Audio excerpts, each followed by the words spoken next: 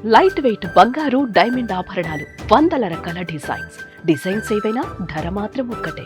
నిషేధిత వస్తువులను స్మగ్లింగ్ చేయడమే ఒక పెద్ద నేరమైతే పట్టుబడతామన్న భయంతో అధికారులను చంపడానికి కూడా కొందరు స్మగ్లింగ్ కిరాతకులు వెనకాడడం లేదు.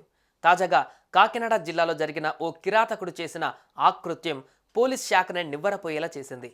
ఇంతకీ ఏం జరిగింది?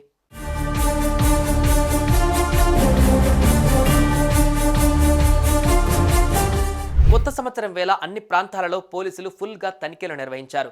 ఉన్నతాధికారుల ఆదేశాల మేరకు కాకినాడ జిల్లా కిర్లంపూడి టోల్ ప్లాజా దగ్గర జగ్గంపేట పోలీసులు కాపు కాశారు. వాహనాల తనిఖీ చేపట్టారు. ఆ సమయంలో టోల్ ప్లాజా దగ్గరకు ఉత్తరప్రదేశ్కు చెందిన ఓ తెల్ల కారు చేరుకుంది. పోలీసులు కారు నాపారు. జగ్గంపేట సిఐ శ్రీనివాస్, కిర్లంపూడి ఎస్ఐ సతీష్ కారులో ప్రయాణిస్తున్న వారితో మాట్లాడేందుకు ముందుకు కదిలారు. మరోవైపు లోవరాజు అనే కానిస్టేబుల్తో పాటు మరో కానిస్టేబుల్ కారు ముందు భాగంలో నిలుచొని ఉన్నారు. వారంతా కారును తనిఖీ చేయబోతున్నారని గ్రహించిన కారు డ్రైవర్ ఒక్కసారిగా వాహనాన్ని స్పీడ్గా ముందుకు కదిలించారు. దాంతో కారు ఢీకొట్టడంతో ఆ కానిస్టేబుల్ ఇద్దరికీ తీవ్ర గాయాలయ్యాయి. అందులో ఒకరి పరిస్థితి విషమంగా ఉన్నట్లు తెలుస్తోంది.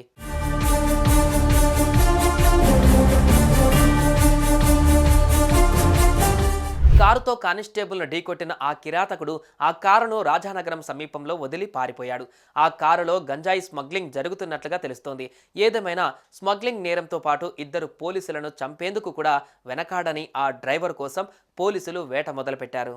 సుమన్ టీవీలో మీ పర్సనల్ అండ్ బిజినెస్ ప్రమోషన్స్ కోసం కింది నెంబర్కి కాంటాక్ట్ చేయండి.